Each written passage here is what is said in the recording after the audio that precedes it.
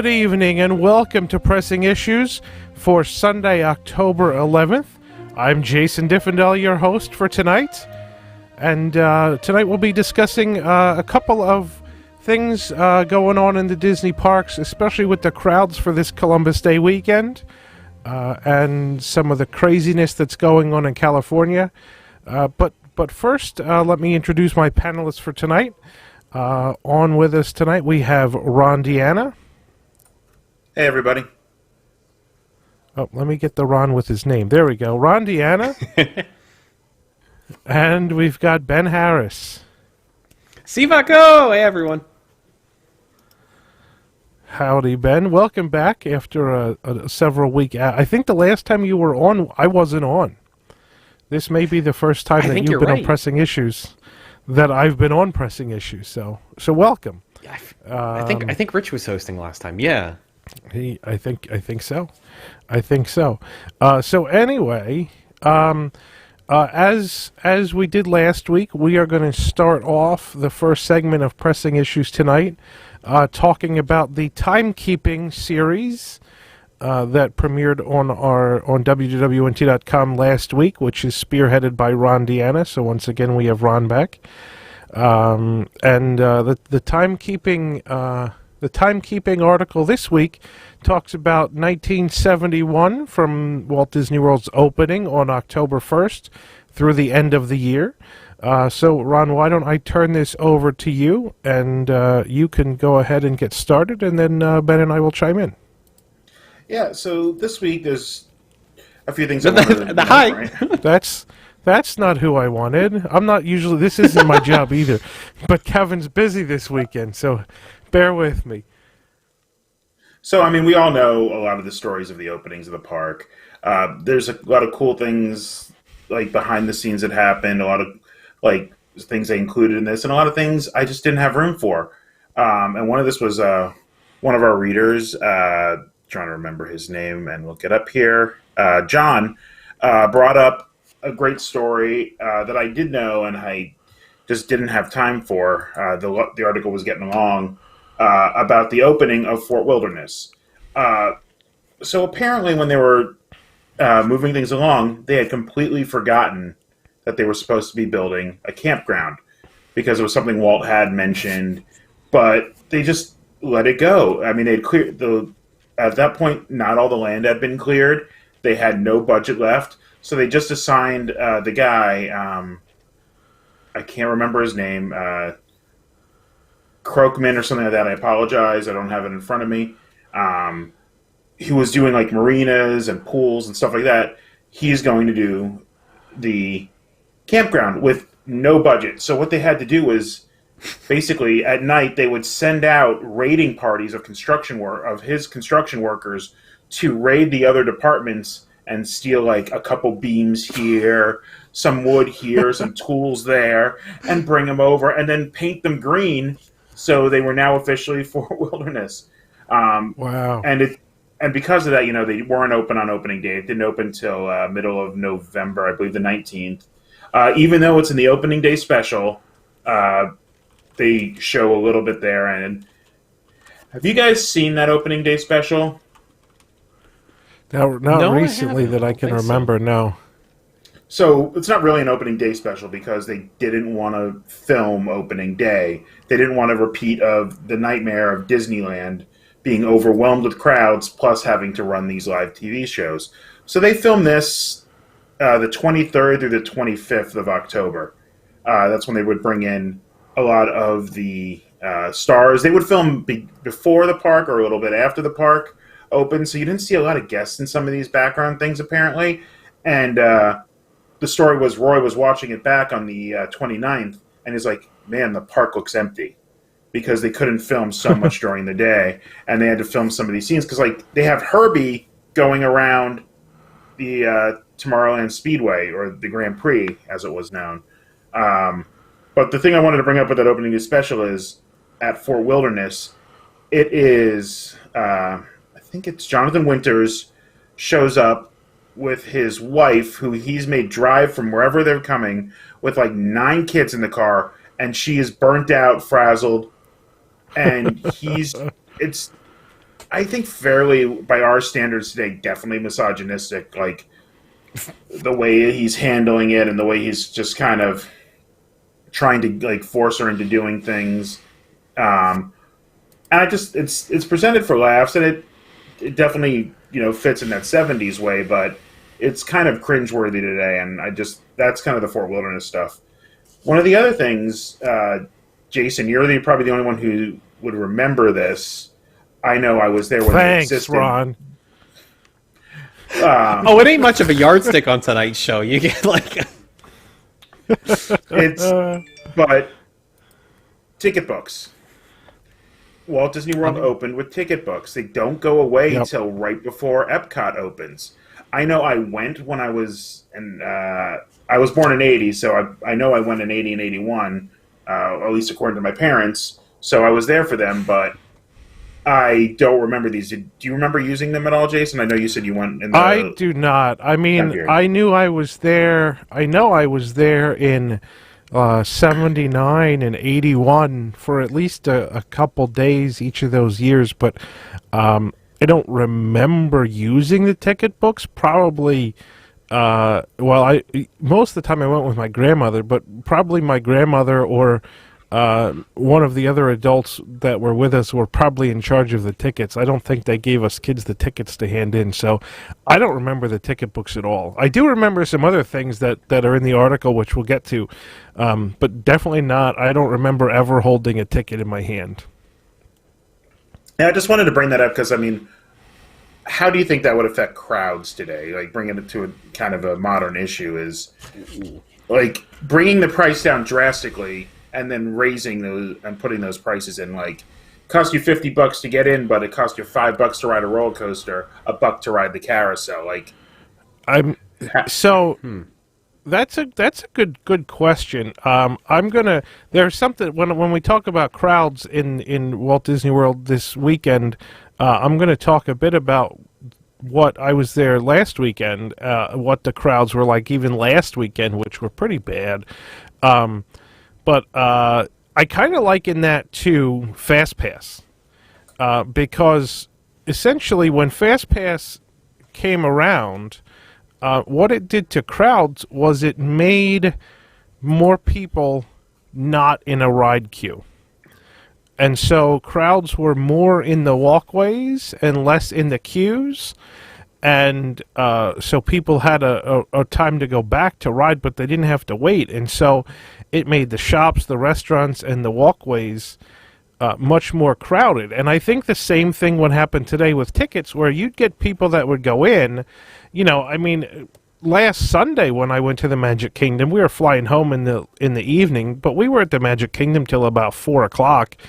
I only did 2 rides. I mean, Jill and I live streamed, but we only did 2 rides, so we would have gotten, away pretty cheap on Sunday because we didn't have to spend a lot for tickets. So, but we were there, and I think that's the thing is a lot of people would go either just to people watch or to do 1 or 2 of their favorite rides, or I mean, also back then you have to remember that in addition to the tickets, there were certain attractions that were free because they were sponsored.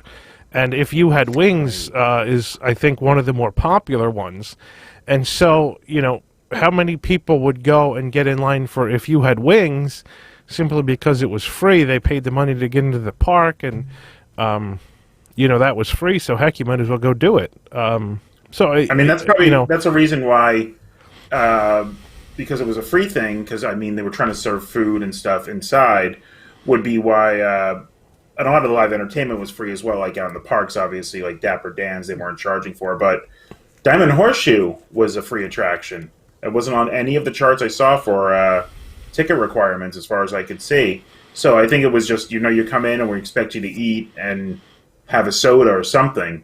So that's what it was free. And it wasn't an opening day, but it was open that year. Was another sponsored was the Circle Vision 360.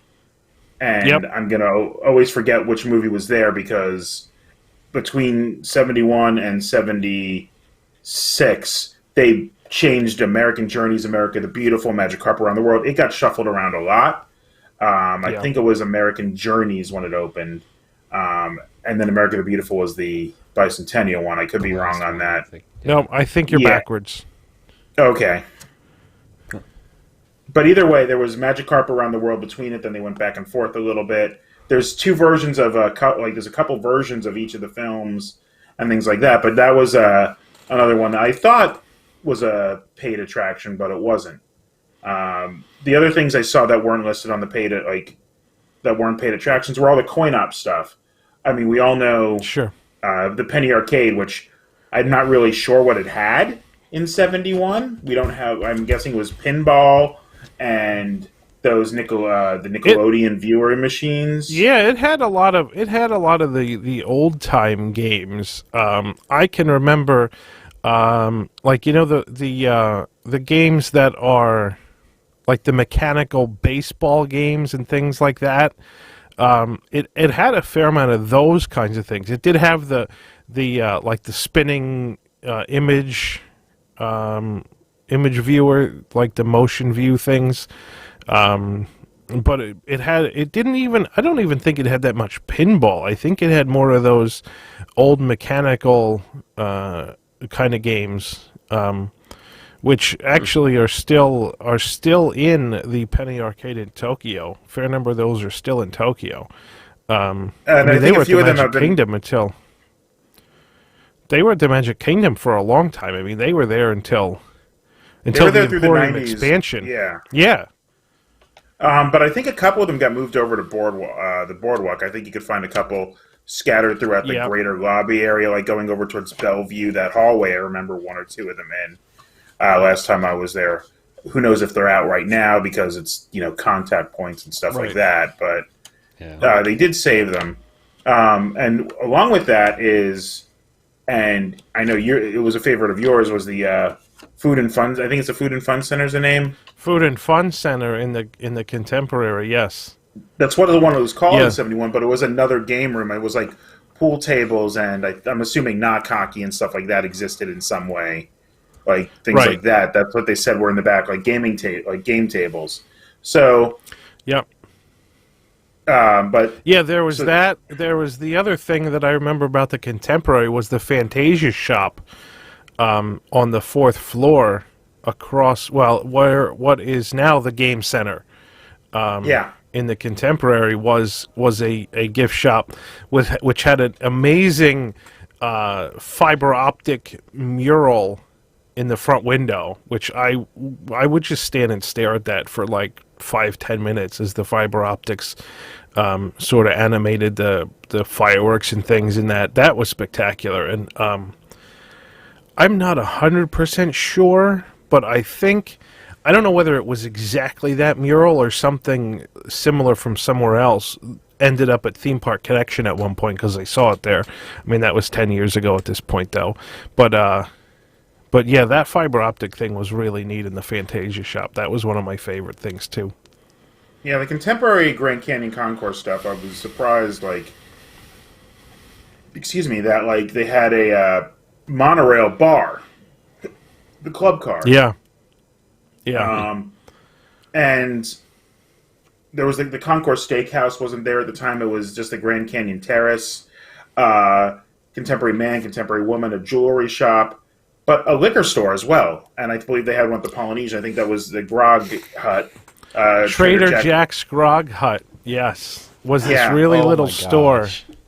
I remember that so much because I only stayed at the Contemporary once or twice when I was a kid. And then my family ended up liking the rooms at the Polynesian much, much better because I think we were at the Contemporary. We stayed in the garden wing, and they really didn't like how far the walk was from the garden wing to the monorail. And they liked the rooms better at the Polynesian. So we ended up staying at the Polynesian for most of the times we went when I was a child. But Trader Jack's Grog Hut was like the store I always wanted to go in. It was just this really little thin sliver of a store way in the corner. But I thought it was like the coolest things. They would sell those little bitty liquor bottles on the shelf and stuff.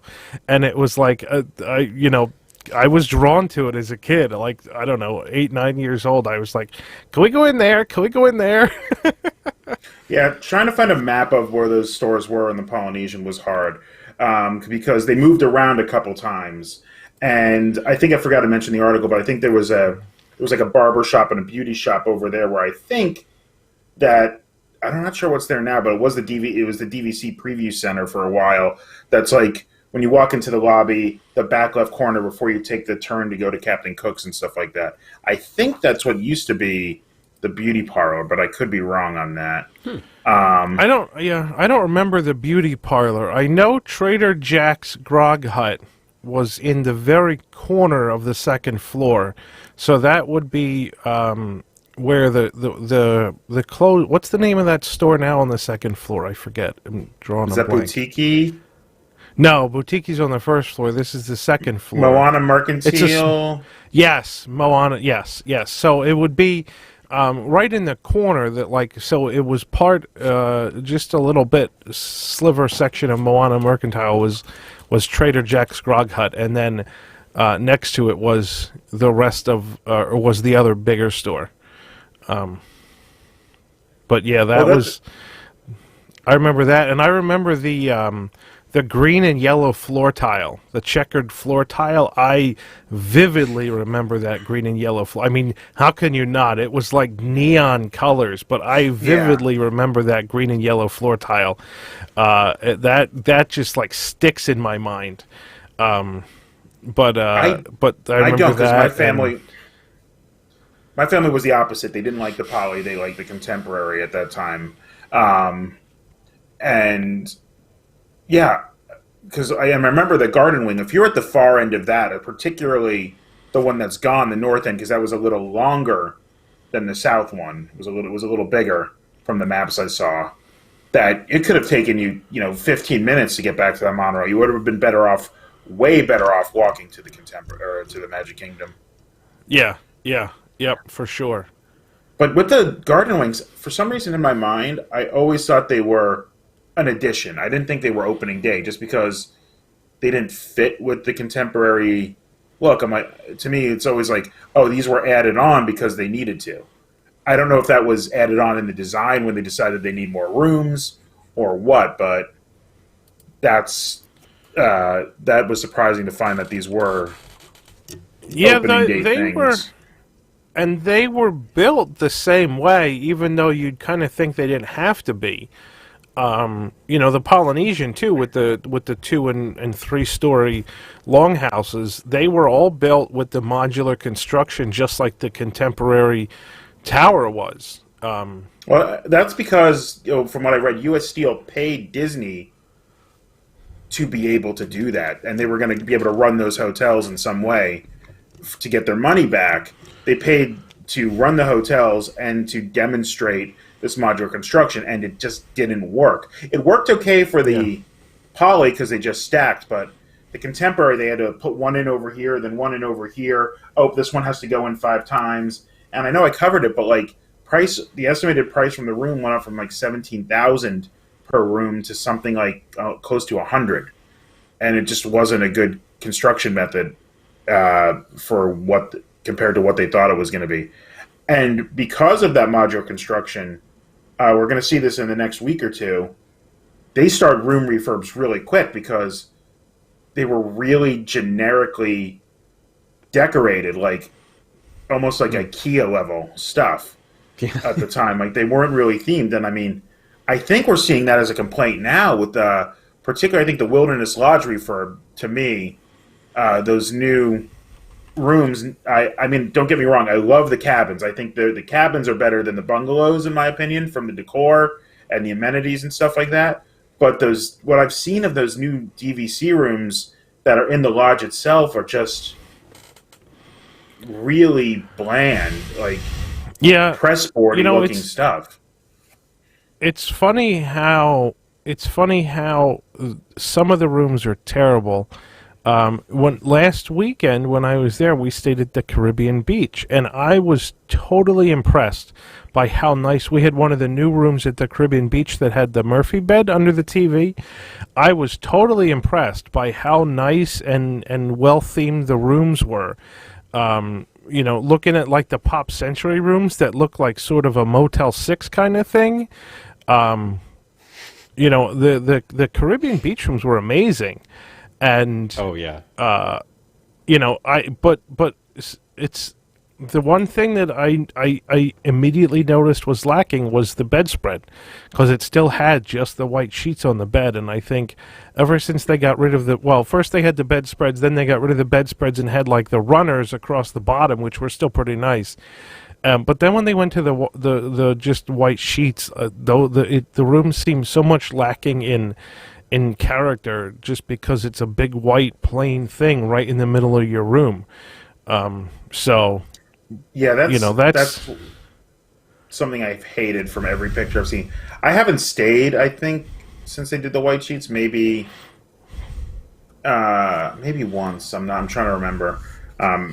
It's since we've had Andy, we've been staying off site more, and even but before that, like, we haven't done any of our on site stuff. But are the sheets better? Like, they used to still be, even at the deluxe, is like maybe 200 to 400 count like level sheets. They were not good sheets, and they were the same at every level hotel. The beds were more comfortable, but the sheets were just still not the best. Yeah, I thought the sheets were comfortable at the Caribbean Beach. They weren't plain sheets. They had like the two-tone sort of stripes in them. It's hard to explain what those are, but if you've seen them, they do have those sort of not the bare bones plain white sheets. They are a little bit textured, so they were nice. I thought they were comfortable. I didn't think they were crappy, but there's certainly no Disney Cruise Line sheets or something like that. No, I mean, I don't think even Disney Cruise Line sheets. Disney you sleep Cruise so Line well sheets on the cruise line. Oh, they're amazing. The sheets are amazing. Yeah. I mean, and just I love the darkness of that inside room. I like the inside room. I think, like, I know it's like, oh, you're cheaping out. No, I like the darkness, and if I'm specifically not trying to spend time in my room on the cruise line, right? So not giving myself a balcony really makes me get on and use a ship. No, but that's off topic. Where were we? We were on the opening, like the modular construction, and yeah. So yes. We talked, yeah. So the contemporary, was really far from the end of the garden wings, and about a third of the Polynesian buildings weren't there. So everything was almost either around the marina or the pool, and it was only one pool at the time. The contemporary had two opening day. That one that sticks out in the water that's still there, which was called the teen pool, and then the main pool, which has been redone, I think, as the main pool now, because it's not doesn't look like, because it was just a square originally. Still the worst pool on property, I think. No, I think the pool at the tree houses is the worst pool on property. But there you still have access to the paddock, and although like you have access to the rest of Saratoga, that's a quiet pool. I would consider the ones over that. I would consider that like the same as a quiet pool. But the secondary pool was a putting green over at the Polynesian. But you didn't need the second pool because you're allowed to swim in the lake. Your brain would not get eaten. You might have still been, because they were still catching alligators everywhere. But I think they had like the netted off area for where the swimmers were usually. Yeah. So I remember going out on the beach. I don't remember ever swimming at the Polynesian in the lagoon, but I remember definitely going out on the beach. We used to do that just as something to do. I mean, you could have done that. We would walk along the water's edge and stuff like that.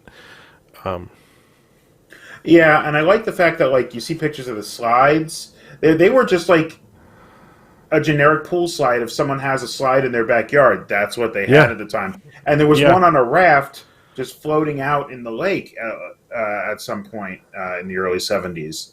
And there was a diving board actually at the Poly Pool. I'm assuming there was one at the Contemporary too, but it's it's in one of the shots I saw. A lot of the great pictures from them are coming from postcards. So if you want to look up early postcards, that's where I'm getting a lot of the images I'm using from. Are these early postcards, or the thing behind Jason was me taking a scan or actually a photo from the 72 souvenir guide because I love those spires a lot. Yeah. And I love the original, like, that stark white look, and I think I talked about this, like, was coming off of Brutalism architecture that, like, you see a lot of the buildings in DC are like that. So this was the futuristic look of that, was let's make it white and clean and more glass, and that was Tomorrowland. And so different from everything we're doing today with, like, Future World is becoming green space. And, I mean, we're getting a little more white, but we're still seeing more color in the what they're doing with Tomorrowland now. They're putting patterns and stuff like that. Yeah, I'm happy, though, the at least the supports around the PeopleMover track that used to be those metal things in the Tomorrowland 94 are finally getting converted back to the white painted concrete, which is pretty cool. You can kind of see them behind me. Like, I love that the PeopleMover track was there. Like, they knew the PeopleMover was coming. Like, they had it was no all idea. Completely planned out. I mean, that's the thing that you got to realize about Walt Disney World is that all of Walt Disney World, all of the Magic Kingdom, the hotels, Epcot, this was all planned out. Like, they had no shortage of like Imagineers, essentially, really, at that point. They had no shortage of Imagineers to do a master plan for the 43,000 or 43 square miles. I mean, they had tons of things planned. And so, yeah, the PeopleMover was something that was absolutely planned. I mean, it's pretty neat to see how much Walt could predict what was coming in the future and incorporate it into these plans without actually having the technology to build it yet. And I think the PeopleMover was one of those things. Like, he knew there was going to be a way to do this, but they didn't quite have the technology to do it yet. Right. I mean, I just find it funny that they put those things in for something planned and they didn't know exactly when it was going to come, because nothing in Tomorrowland was open at all. Like, you had the Skyway, which was so far out there. Like, I think you don't have Rocket Tower Plaza there at the time. It's just open concrete straight to the back where those bathrooms are now. And then you just walk past closed buildings because both of the all those attractions opened later that year. Take a hard left. The Plaza Pavilion wasn't even there. I'm not sure exactly what year that came in yet, but that didn't open until later. And I know the Tomorrowland Terrace was Cosmic Rays, but I've seen some pictures with guests in the park and from, like, the Skyway.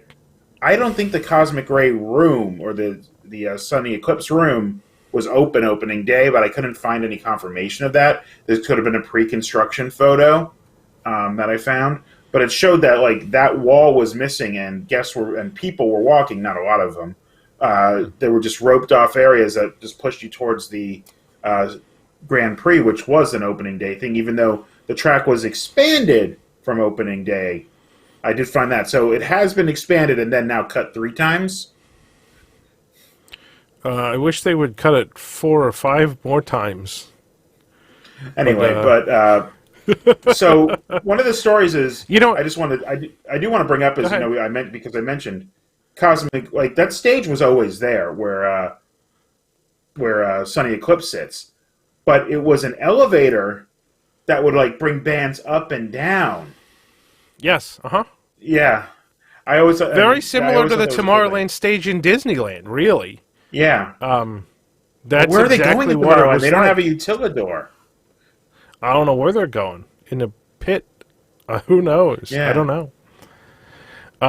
So a couple things that I wanted to mention that I thought were really weird was the fact that Adventureland ended at between Jungle Cruise and Tiki Room, which just kind of like ended. There was no pirates there. So it was just like that's the end. It's like a dead end, and if you wanted to go to Frontierland, you had to go sort of backtrack a little bit and go through the walkway next to Sunshine Tree Terrace to cut over to Frontierland, and then Frontierland sort of ended at Pecos Bills, right? Because you didn't have. Well, it did go a you little didn't north have from the early maps I saw showed where you boarded the canoes was kind of where the Tom Sawyer dock is now. Okay, So you did have a little bit along the river, but not very far. And Pecos Bills was just like a cul-de-sac, it seems like. I can't find... The earliest maps I could find are 72 and 73, where Pirates was planned so that you see that connection, even if it wasn't open yet. Right, That's right. the earliest I and could the other thing... find. You also didn't have the Frontierland Railroad station at that point, right? So, that was when you're walking down Frontierland towards what is now Splash Mountain. At the end of that walkway used to be sort of a grassy hill with a train station on it. That was the Frontierland train station. Right. But even that wasn't that, their opening day. No, I'm assuming that wasn't because the first thing that was planned as the expansion wasn't going to be Pirates, was going to be, and I know you have a love for the Western River. Yep. Or Thunder Mesa, because there was supposed to be like a Right. Thunder Mountain type thing on top of it, but that was where the train would have been built into that plaza. The train was part of that. Right, so they didn't want to build the train station when they were going to do it, but I guess the second they said, well, we're not doing that, we're doing Pirates, they put the train station in. And then we don't get the third station till 88? When Mickey's Birthday Land opened. Yeah. It was just a loop, which is Tokyo. Yep. Yeah. Although Tokyo's doesn't go all the way around the park, but it's still just a loop with a single station.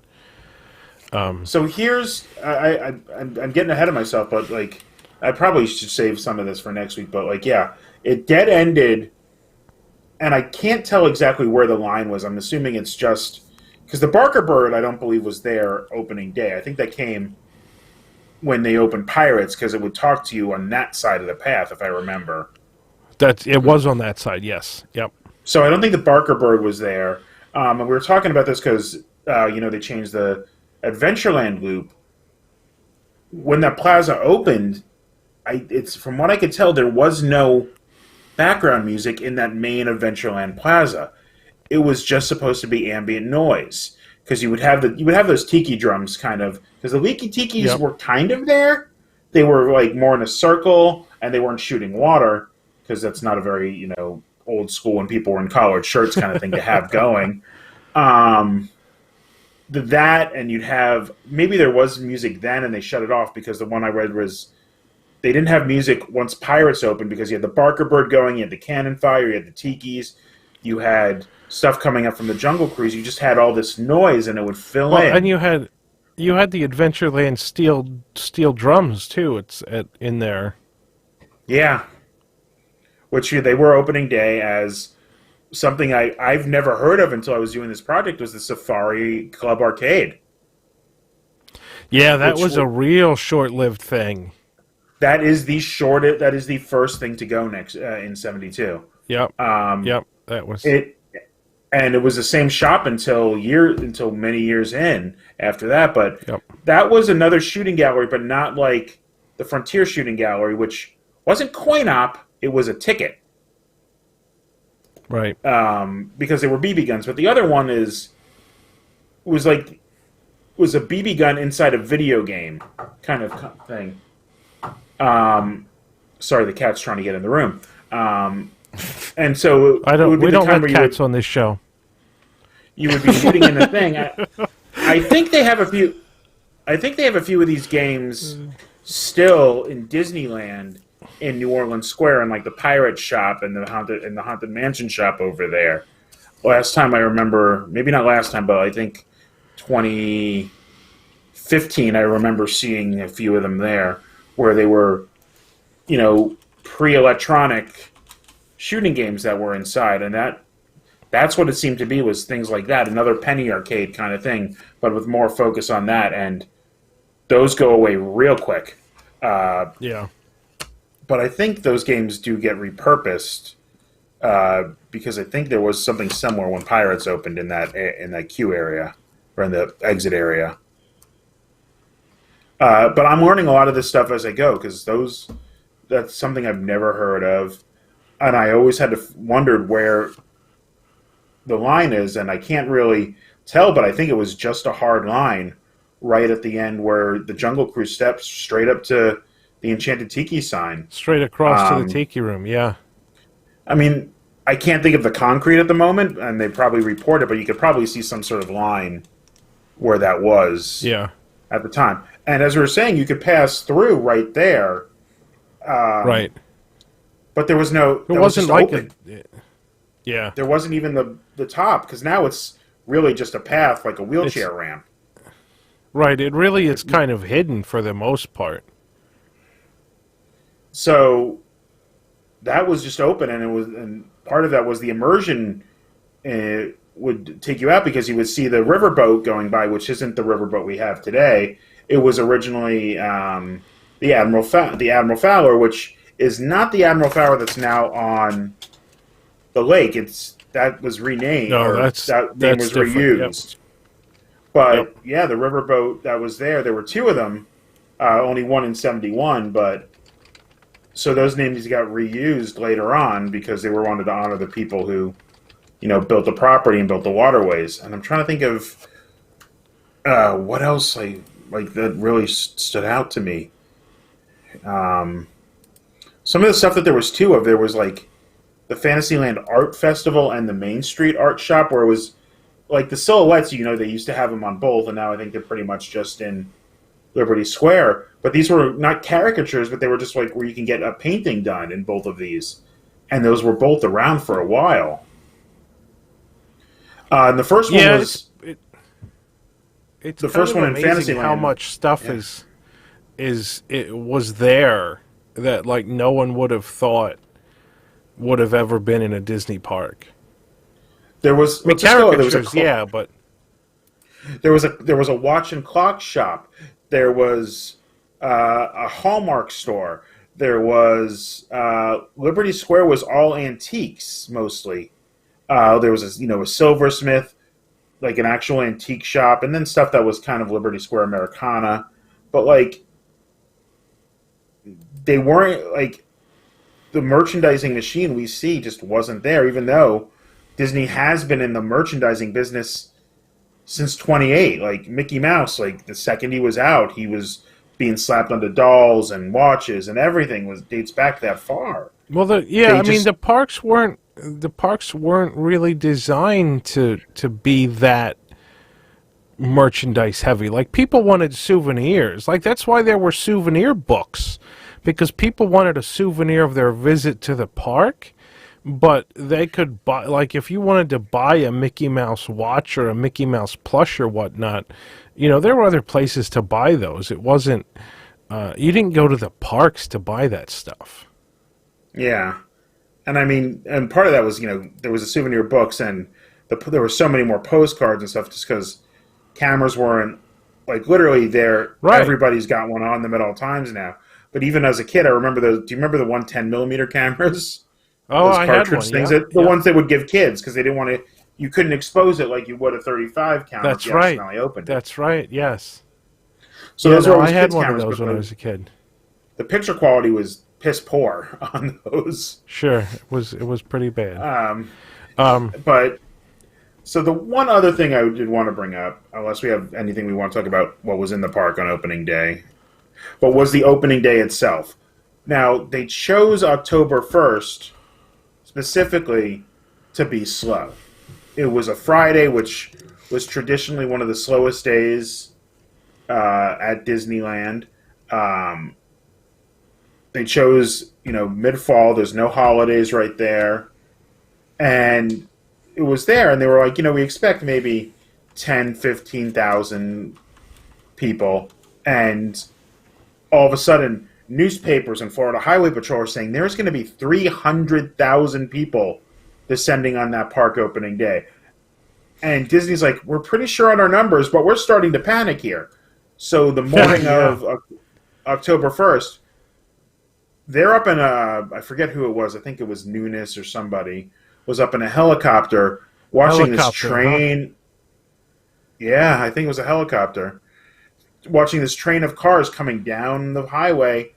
And they're like, oh my God, here comes everybody. And they all turn off and go into the cast member entrance because it was the cast members trying to get there nice and early so they didn't get stuck in traffic. Yeah. But there were people driving in circles on the front half of property to be that first car in, first guest in, and stuff like that. So there were there. The number ended up being just over about 10,000. I think it's 10,600 is the official number I remember reading. Which isn't a lot.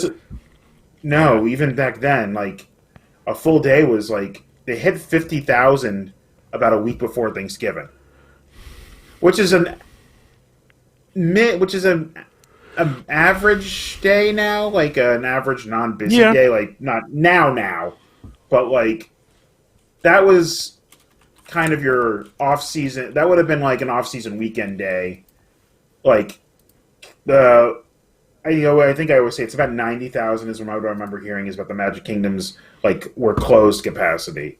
So 10,000, even though the park was much smaller, wasn't there. But that's what Disney wanted. That whole month of October was technically a soft open, and they did some, real soft opens before that. Like they had one night where they're like the construction workers were burnt out, and they couldn't get them to work any harder and whatever they were. People were turning down overtime and stuff like that. So they shut down construction for a night when this was sometime, like late August somewhere or later. I didn't have a date for this. And park management and the employees who were there to like the trainers and stuff that were already there to run the rides invited the construction workers and their families in to come do what was open. So the construction workers' kids would say, hey, Dad, did you have that? Did you work on that? Or did you work on that? And gave them a sense of pride and ownership to get them motivated to finish. And it worked. Nice. Yeah. Yeah, like, that's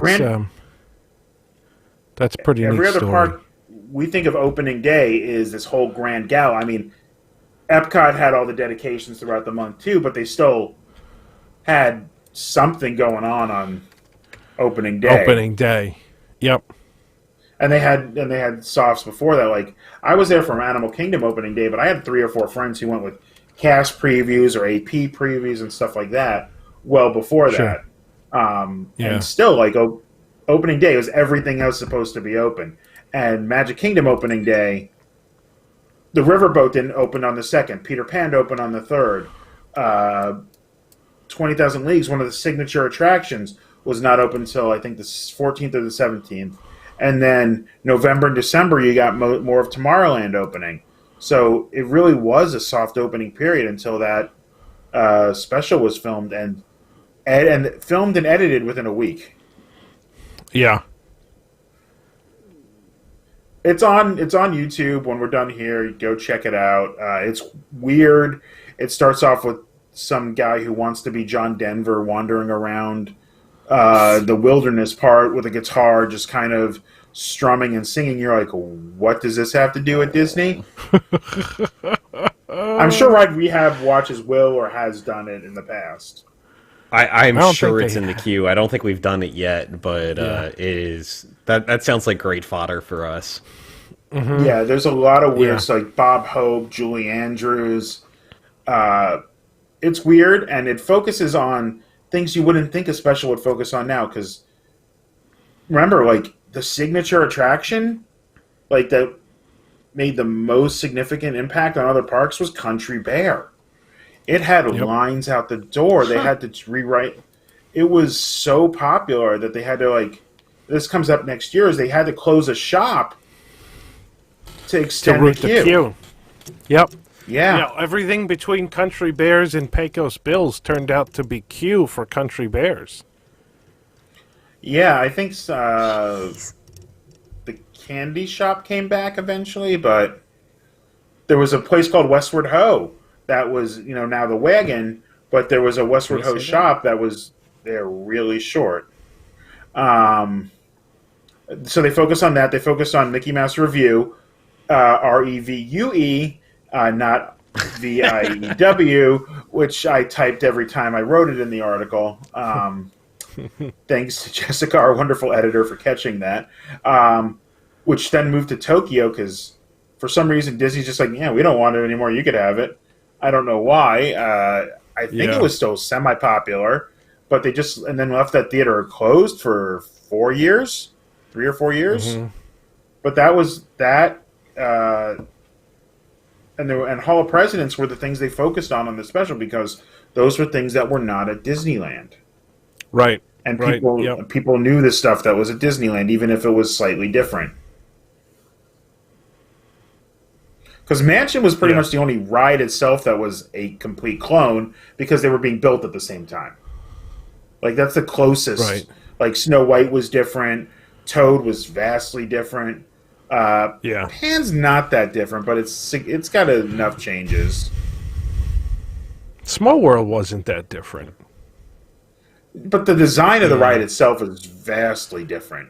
The design is different, but the experience is really pretty much almost identical. I mean, there's less black walls in Florida than there are at Disneyland, but otherwise the experience was pretty similar. Yeah. I think things feel so much closer. Almost identical too, but you've got an entire difference in how the stretching rooms work between the two. So there's one actually doing stuff, the other not. The load area is obviously vastly different, and the main thing is you walk through a hallway as opposed to ride through it. Ride through it, yes. So that's the difference. That's the big difference. So the rides themselves were constructed, and I believe, and I didn't want to put this in the article because I'm not 100% on this, but I remember once saying it was the first ride finished because it was being done almost like as soon as they finished in California, that team was ready to go and started it in World. Yeah. So that was supposed to be the first ride finished. But that's really all I could think of for this week is it's stuff we're all really familiar with. A lot of these bigger things that happen. Yeah, here. I mean I think we touched on most things, and it's really neat to see how much some stuff changed, but then for things like the Contemporary and the Polynesian, like how much is still the same. The Polynesian was the same for years and years until the lobby refurb in whatever it was, 2001 or something. But yeah, I mean, there's some things ended up, they ended up getting rid of really quickly, and other things they ended up just like they sort of snuck below the radar for forever. Until a big, massive kind of, refurb or whatever had to happen in one of the hotels. Yeah. But all right, Ben, you want to say anything? Detail that goes into I'm stunned by the amount of detail that goes into these articles. And I definitely, like, at the beginning of this, we mentioned briefly, like, what it would look like today in the parks if we had tickets. And I would love to touch on that more when we get to the crowds in the parks a little bit later. But I like Chad over here is like, Ben hasn't said anything. It's like, it's guys, I'm interested in this. Like, this is really cool and something that I don't have any firsthand experience with. So I am perfectly happy to just sit here and listen to all of this. Right, Jason and I have. This is really cool what you're doing. Memories of early days, if not this early, as opposed to Ben, not quite this early. Yeah. Talk to me like mid to late 90s, and I can start having memories of things. Yeah. All right, so let's move on to some pressing issues for the week. I wanted to start out, well, certainly crowd levels in the Florida parks, even at Universal, for Columbus Day weekend. Crowd levels have been pretty crazy, but as I said, I was down last weekend, so I was in the parks. I was in the parks Thursday, Friday, Saturday, Sunday of last week. Penguin Project wants to talk about Magical Map. We could talk about Magical Map. Crowd levels were really, so even last weekend, crowd levels were pretty insane. And where this is really getting to be a problem that I've really noticed is, so for example, Pecos Bills, since we were just talking about Pecos Bills, they won't let you into Pecos Bills unless you've placed a mobile order and the app says that it's ready. Which means anyone that wants to go eat at Pecos Bills that hasn't planned ahead has to place the mobile order and then stand there and wait for 5 or 10 minutes until the mobile order's ready, and then they can go in. Well, you have 20, 30, 40 families standing around the entrance to Pecos Bills. It's really the same as when you've got 20 or 30 or 40 people standing around the Fast Pass entrance waiting for their Fast Pass time to come up. Right? They're just like blocking the way. Or you're at the airport and they called boarding group 1 and 2 and all these people that are boarding group 5 are blocking the entrance. That's what happens at every Disney quick service restaurant now, because they won't let you in until your mobile order's ready. And so, like, I had a mobile order at Cosmic Rays. I did not get the burger. We got the cattail. Jill wanted the cattail. But we had I had a mobile order at Cosmic Rays, and it was like wading through a sea of people to get to the door to get in, because all of the people with mobile orders are just standing there waiting. There's no social distancing markers or anything like that. The first social distancing markers that I've seen outside of quick service are actually over at ABC Commissary, where across the walkway they have put a bunch of green dots for people to stand on as they're waiting for their mobile orders to get called. Now, ABC Commissary it just opened, but they clearly know this is an issue, and it's definitely an issue. Plus, the other problem with Pecos Bills is that the entrance now is essentially right across from Golden Oak Outpost, and that's the main walkway between Pirates and Frontierland. And so you've got a lot of people walking through there, but then you've got all these people standing there. And then the Golden Oak Outpost seating area was at one point a rest area, whatever they call it, relaxation station. I call them U-Rest because that's what Universal called them. A rest area, but everyone who's in there is sitting there waiting for their mobile order to get called. So it's a huge problem with these mobile orders. And then once you get inside Pecos Bills, the place is like empty. There's nobody in there. So it's kind of absurd that they're making people wait outside when the lobby area of Pecos Bills could probably fit 40 people standing and waiting for their order to get called, but they're not allowed in, and they're just completely jamming up the walkways, and it's kind of insane. You literally cannot get into Pecos Bills and stay 6 feet away from everyone else on your way in because there's such a mass of people huddled around the entrance. So that's my number, like that's my personal experience, and that wasn't even this weekend. That's not even a holiday weekend. That was last weekend. That was the problem. The other problems related to crowds is that so we took a ride on the riverboat on the last day, or I think the last day it was open before it just went down for refurb. We took a ride on the riverboat during our live stream, and the line for Haunted Mansion wound all through the old queue of the keel boats, and then it went along the wooden walkway in front of Tom Sawyer Island, and it ended up somewhere over near the Big Al's shop across from Country Bears. It actually, I think, went a little further than that. And the line for Big Thunder Mountain stretched from Big Thunder Mountain all the way to Westward Ho. And so if there were like 10 more people in either one of those lines, the two lines would have literally merged. The Big Thunder Mountain and the Haunted Mansion line, the starting point for each line was pretty much at the same spot. And I think yesterday or the day before, the lines for Splash and Pirates were literally at the same spot at Golden Oak Outpost. Like that's the crowding problem that Disney is not really able to overcome because they have to keep the line socially distanced. There's just not enough physical space to have the number of people in the parks that they do and keep all of the lines socially distanced.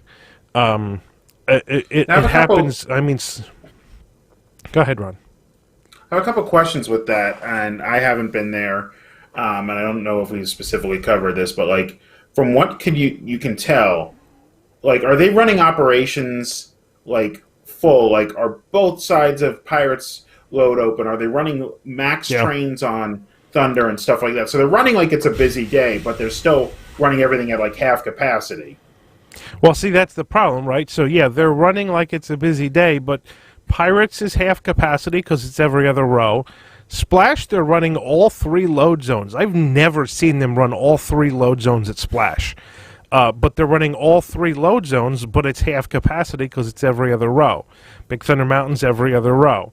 So yeah, all these things are at half capacity, which means, unless the park is at half capacity, anything more than half capacity for the park is going to be way more than normal lines. Plus, you've got the social distancing, and so, but then you've got things that are even less than half capacity. So if you think about something like, I'll use this as an example because it comes to mind. The Disney Junior Live Dance Party at Studios. Yes, I went in it. I went in it because I wanted to see what was new. I haven't been in there for years, since they used to do the storybook thing. So we went in it, and we sat in the back just to see what was going on.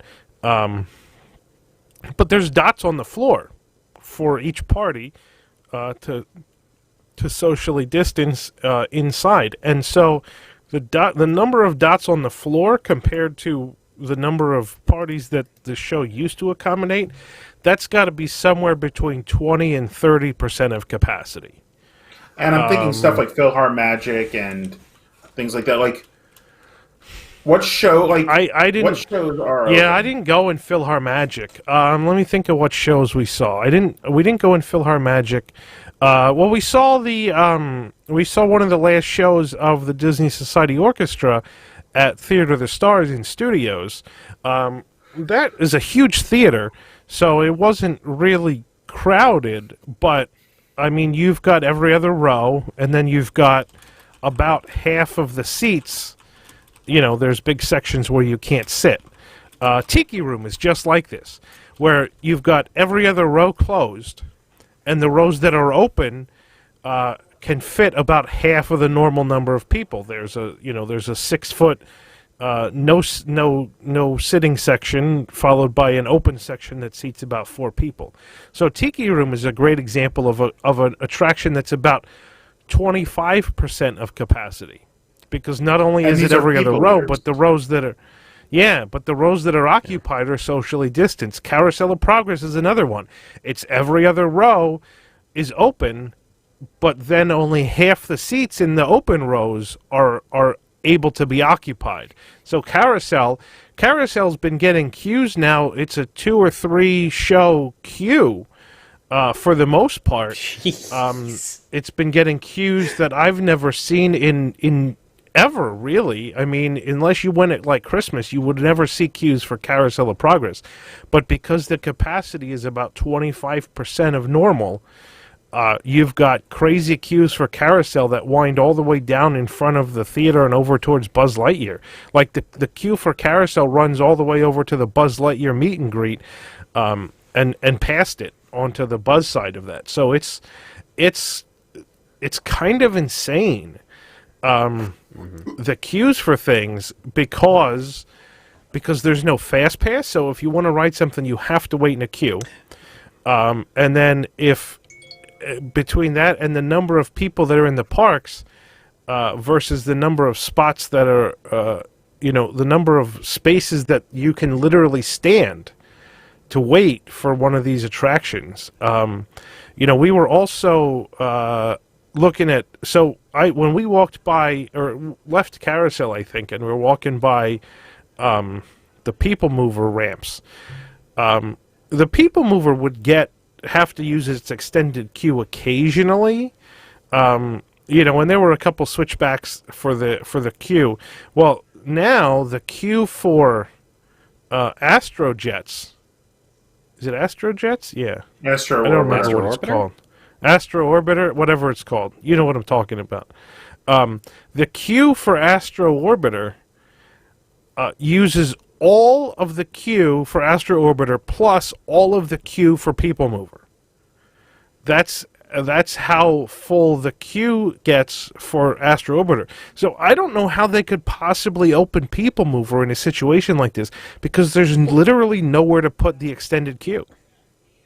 Well, so for Astro Orbiter, how does the dang elevator work? Are they putting like one party in the elevator at a time? Because that's probably the source of the problem. Well, Yeah. Like that's going to be a massive choke. loads. Yeah, but Astro Orbiter loads so slowly. I think that the elevator is absolutely slow, but I don't know whether that's the slowest link in the chain for Astro Orbiter.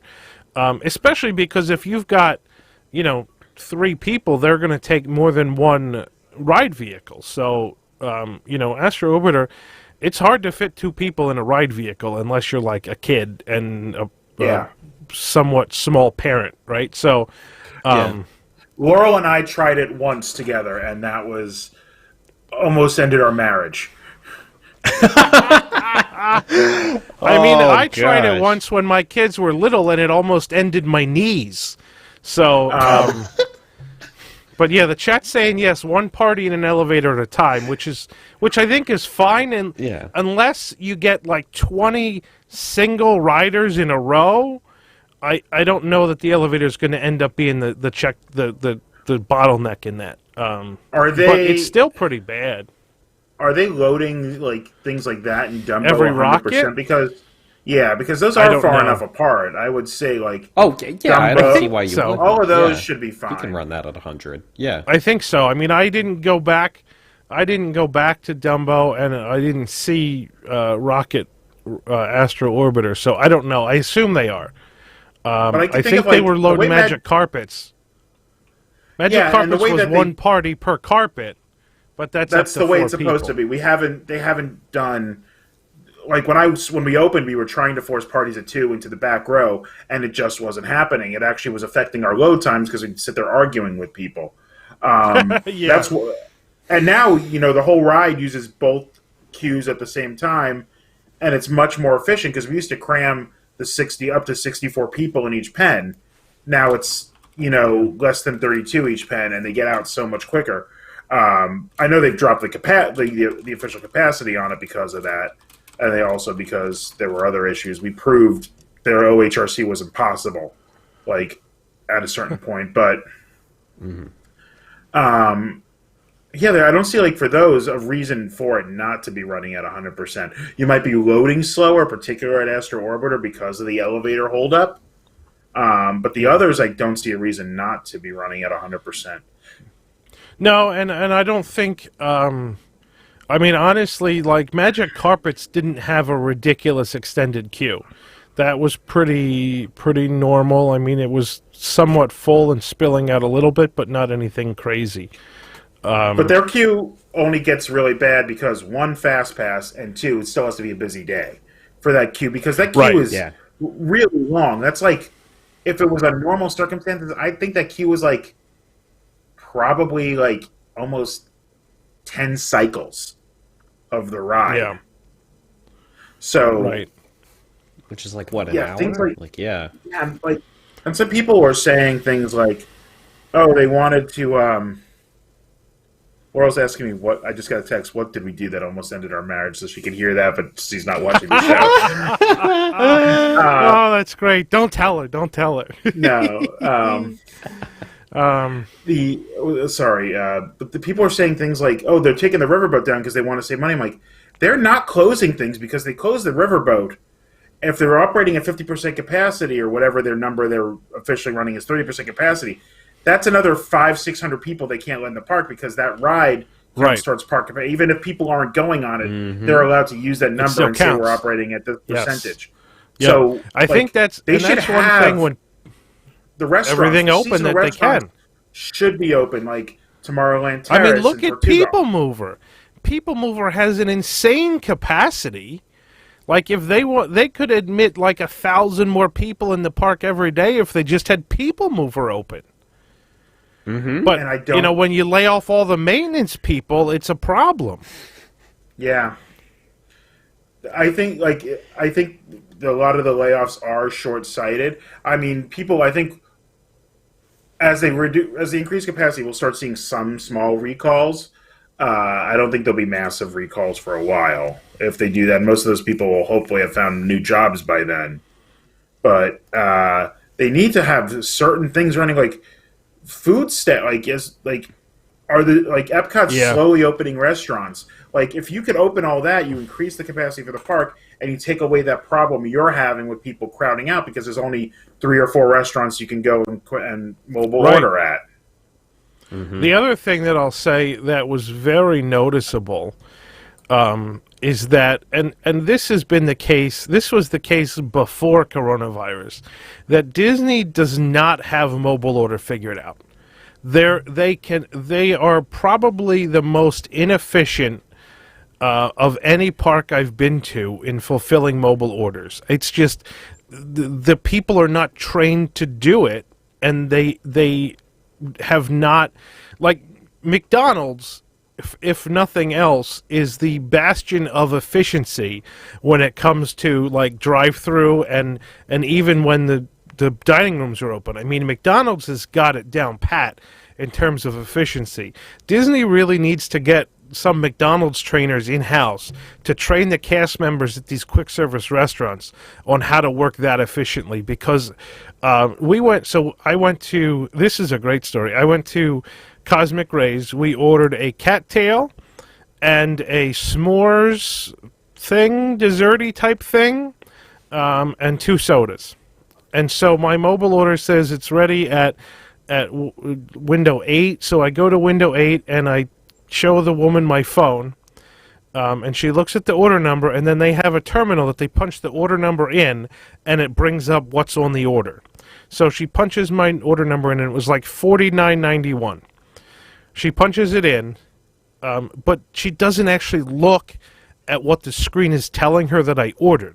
Because what happens in the back is that they have other people in the back who get a ticket that gets printed out of an order with a number on it, $49.91, and then they assemble your order. So if you ordered chicken nuggets and a burger, they get the chicken nuggets and the burger and put it on a tray, and they put the $49.91 ticket on the tray. So the cast member that's getting your order just looks for the $49.91 ticket on the tray and gets that, and then gets your sodas and gives it to you. Well, I didn't order any hot food, so there's no tray with $49.91 on the tray. And because the cast member did not look at the terminal with my order on it, she didn't know what I ordered. So she's spending 2 or 3 minutes looking around for a tray that doesn't exist. Well, she gets to a tray that has like $49.19 or something on it, like a number that's very similar to mine. And it has 2 orders of chicken nuggets, and she brings it and gives it to me. And I said, no, I ordered a cattail and a s'mores. And she's like, yeah, I'll get those, because they're not on the tray. They're up next to the soda machines. So she says, yeah, I'll get those. And I'm like, no, you don't understand. I did not order chicken nuggets. I only ordered a cattail and a s'mores. And she could not fathom how, like, this was messed up. She didn't understand it until she looked at my mobile order on the phone again, and then looked at it on her terminal and realized that she was looking for a tray that didn't exist. That's the kind of inefficiency that is just really, it's not that it's not that they can help it. They're just not trained properly on how to implement this mobile order system. If they would have just looked at the terminal, she would have seen exactly what I ordered and went and got it. But she's walking all over looking for a tray with a ticket on it that doesn't exist. And that's the problem with these mobile order systems that they have now. Yeah. And I mean, it wasn't great before, but now that everyone has to use it, it's absolutely a disaster in I've had that terms same of the problem. wait times for the...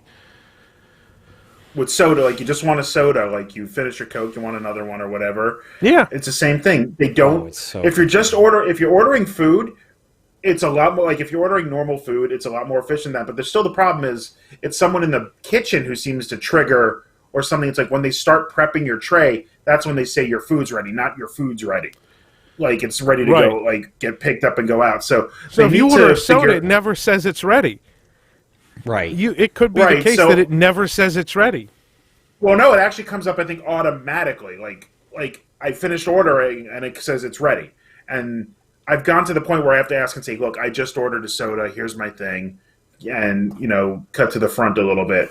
But I've sat there like the food's being prepped. It's almost always Pecos Bills that have had this problem because it's mostly where I mobile order because I think, well, that's 90% of where I eat is quick service in the park there, or it's just a hot dog at Casey's or something. Now it's not.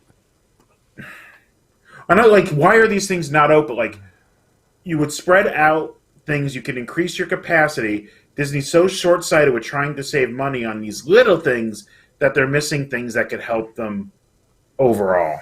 Right. Yeah, absolutely. I want to see them put some infrastructure changes in to make this mobile pickup system better. Like what I've got in my head right now, like having put just 5 minutes of thought into this, is there's something called if you've used a Amazon locker to pick up packages or anything like that, what it'll do is it'll like send the package to the locker. You scan a QR code, and when you scan it at the machine, your locker pops open. You take your package out and go home with it. Do that for food. Make like an automat setup where we've got a bunch of different doors and stuff. They put your food inside the door. On their end, say this is order number 1234, and then that sends a notification to your app saying your food is ready. Scan this code to get your food. You walk up to this kiosk, you scan the barcode, pops open, grab your food, and leave. That's the end of it. But it only happens when all your food is put in there, and heck, you could have multiple doors open when you scan your code if you've got multiple different trays. If you've got too much to fit in one thing, that would solve all of this. It would have less human contact, and there wouldn't be this dog pile on people. Yeah. But with that, I mean, I don't know how does that not work because at least around here, Amazon lockers kind of disappeared. Whole Foods doesn't have any more. Kohl's only takes back certain things. I've had to drive 30 minutes.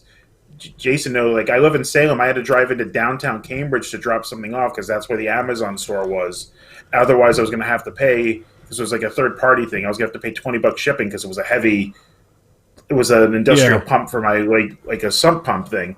And so I had to drive all the way there when, 6 months ago, I could have, this was even pre-COVID. I could have gone to Kohl's, right?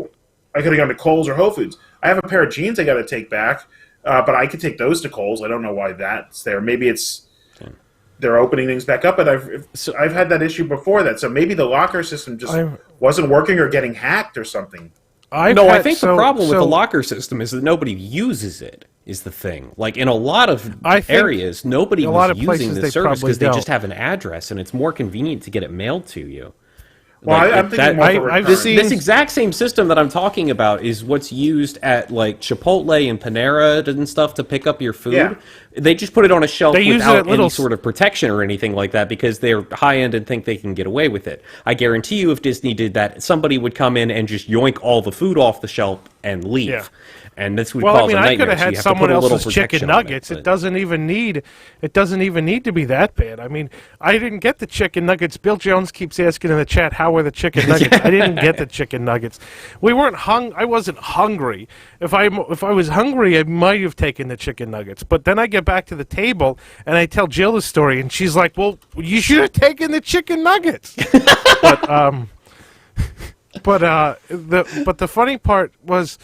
So if you've ever ordered pizza at Little Caesars, they do exactly this. Little Caesars has a setup with little doors, and when your order's ready, you go and the app will tell you what door to get your pizza out of. So it happens. And Amazon Locker, I know we're getting way off topic here, but so they just put an Amazon Locker in my local grocery store within the last month or two.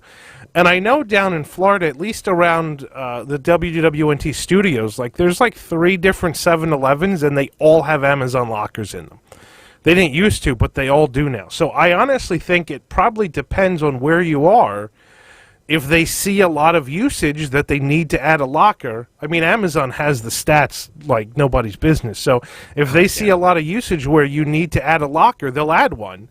And if they don't, then they'll take it out. So it's kind of like, I guess it depends. But yeah, if you're in the suburbs, then certainly getting stuff delivered. What would be really nice is if the Amazon delivery people could pick up a return. Like, I get stuff from Amazon once or twice a week delivered. If I could just leave a box on the front porch for the guy to pick up when he's delivering something else, I mean, you know what day he's coming. So that would work out well. But yeah, and about half the time now it is a Prime truck that comes by my house and not UPS. Yeah. It is. It's branded. Yep. It's there's some logistical problems with that, with like stolen packages in reverse. But like you could potentially mitigate that by using, if you've got a Ring doorbell, you've already got video that Amazon has access to. They could probably use that to watch your package. I mean, plus I'm home. Like, I work from home, so I could look. You know, if Amazon texted me, like on the app, it'll show me where the delivery guy is, you know, for like 5 or 6 stops before mine. So if Amazon just texted me and said, hey, the delivery guy's almost there, put the package out, that would be fine too. You know, if you're in a situation where you need to worry about that. But I mean, today they hid a package under a bush for me. I had something delivered, and I know it was delivered while I was out, so I'm looking around. I'm like, where is it? And then it was just shoved under a bush. I had, the other day, I had 3 of my packages given to the person across the street, and I got their package.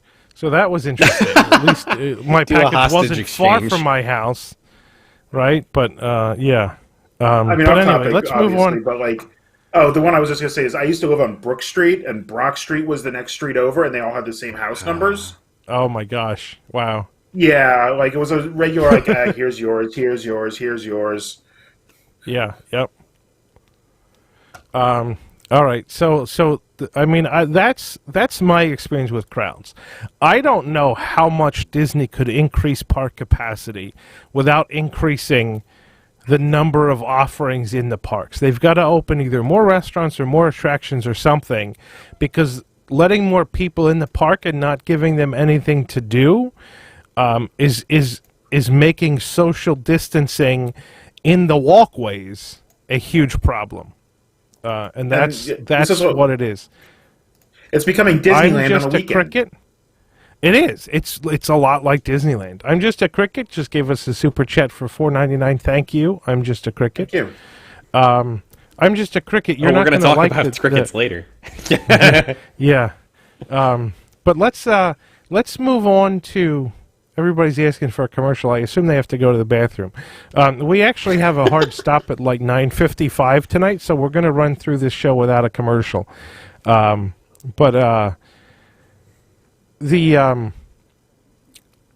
that's my experience with crowds as of last weekend, and it's clearly worse this weekend.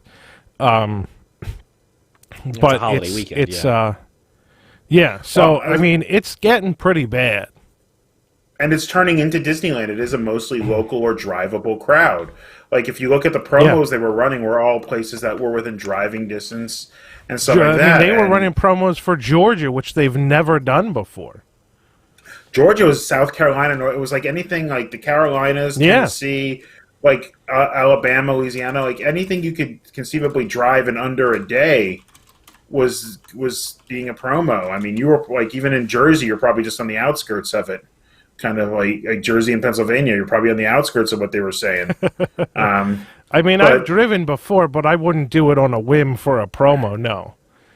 No, and they have to balance, like, people are coming, and that's why, I mean, like, we've seen some discounts, but they're all locally aimed, and they're not the best discounts. Like, No, they're not great. I mean, the room discounts. So, like, the room discounts in November and December are pretty good. But I mean, that's why we booked Caribbean Beach, because it was really pretty cheap. We booked Caribbean Beach last weekend for cheaper than what we normally pay for Pop. So, you know, it's the room discounts are good, but you've got to get there, and if you're averse to flying, then it's got to be aimed at the locals.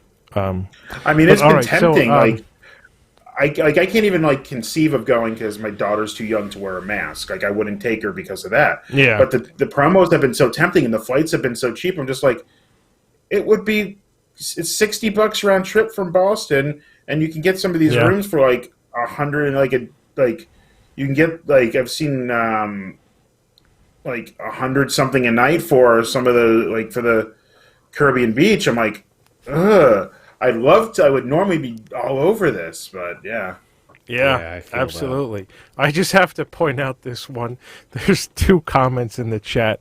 Penguin Project wants a Diffendal Disneyland disappointment dissertation. And then Primus says, Diffendal is like a dormant volcano. You know that eventually he's going to blow his top. Mark wants to know if I game the system getting Florida discounts. I don't live there. No, I use the AP discounts on the rooms, which I think are the same as the Florida discounts at this point. So in terms of crowds, I mean, that's really the bottleneck. Is there's just nothing for these people to do and nowhere for them to go because of all the queues being socially distanced, taking up so much space. And absolutely, and the quick service people. Pre-shows are cut for the most part, yeah. Like, I've ridden Mickey Minnie's Runaway Railway now, which I'll save for another rant later. But, I mean, the pre-show for that is skipped, and second time I've ridden it, I still don't know what's going on in that ride. So it's kind of bad that the pre-shows are skipped. It's like horrible. That ride specifically, bad. Like, they have a voiceover in the queue for what the pre-show was supposed to be, and like, gosh, that just kills me. It's like the whole show don't tell thing has just been completely thrown out the window at this point. Yeah, and we're just going to tell you straight so up what's happening. And like, I just really think overall that they are so misguided in a lot of things. Like, they're so, like Ron said, why don't they open Casey's Corner? You can go in and grab a hot dog and go outside and eat. That's really, I think, a misguided thing. Cutting the pre-shows is really just, it doesn't slow the line. It just helps people understand the ride. The whole, they've added, this happened, 3 weeks ago, they've added a 5th key, right? Ron, you know the 4 keys, right? Yeah, safety, Mr. courtesy, Cast member there? efficiency. And, yeah, right. I mean, safety, if you take the keys to the Kingdom courtesy. Tour, too. Courtesy is kind of it's sometimes good, sometimes there. Show has gone out the window, and efficiency has gone out the window. So now they've added a 5th key because they had to get rid of 2 other keys. They just can't possibly accomplish them anymore.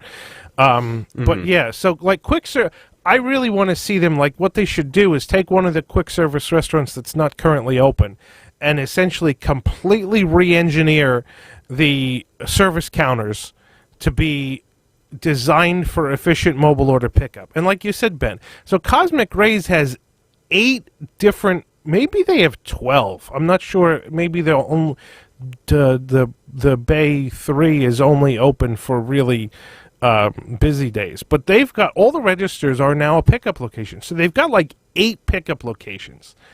It's not like 8 people every minute are placing a mobile order.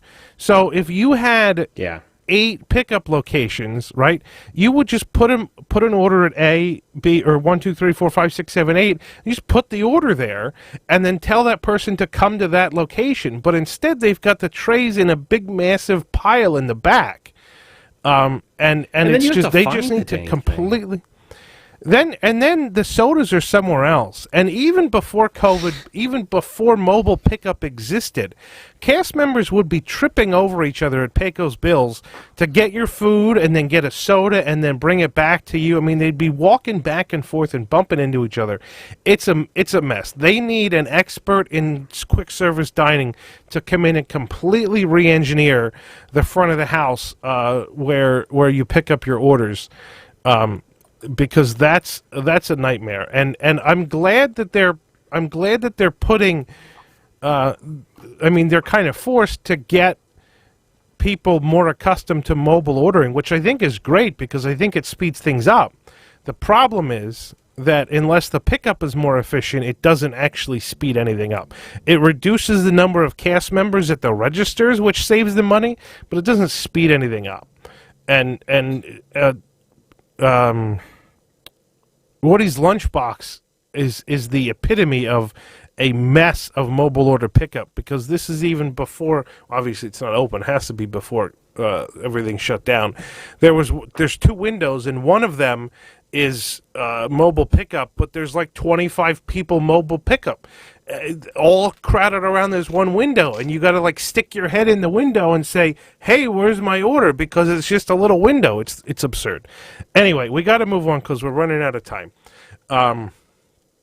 Unless, Ben, you have something to say about crowds, because I know you don't talk much.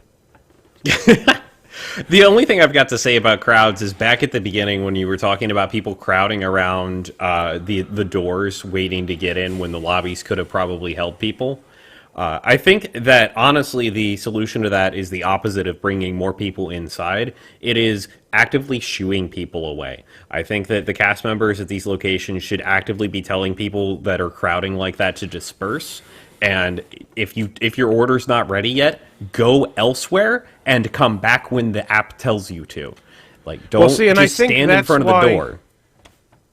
I have to think that's why they put the dots along the wall across from ABC Commissariat Studios, because then cast members can tell you where to go. Go wait on a dot over there. I think that helps. I just think if for a lot of places there isn't that much space available for dots. Like Pecos Bill's maybe, but half the time the Pirates line is up to Splash Mountain, so it's the line for Pirates and where the dots would be for waiting are in the same space, and that's kind of where the problem is. So I agree with you, though. I think they need to have more places, but they also need to just have places where you can get, like, they ought to just have a hot dog cart. Like the spring roll cart in Adventureland was a big deal. It's not open on weekdays, but I mean, that's great because it's outdoors. You just go pick up your spring rolls and be done.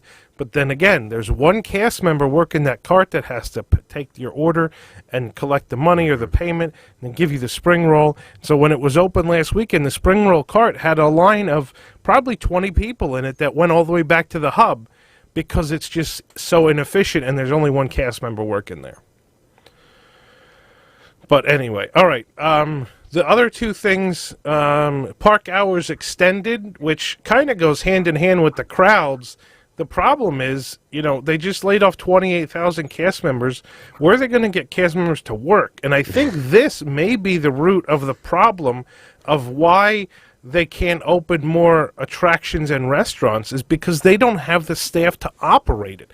That, I think, is when I talked about being short-sighted, and a lot of these moves are very short-sighted. I think this is one of them, where they're trying to increase capacity, but they didn't realize that they would actually need more cast members to do more things when they increase capacity of the parks. And so, they can't open Casey's Corner because they laid off all the cast members, even though Casey's Corner would be a great thing to open. It would give another dining option, and it even minimally it would increase capacity. But there's plenty of places that they could increase capacity in the parks and have a place to put people.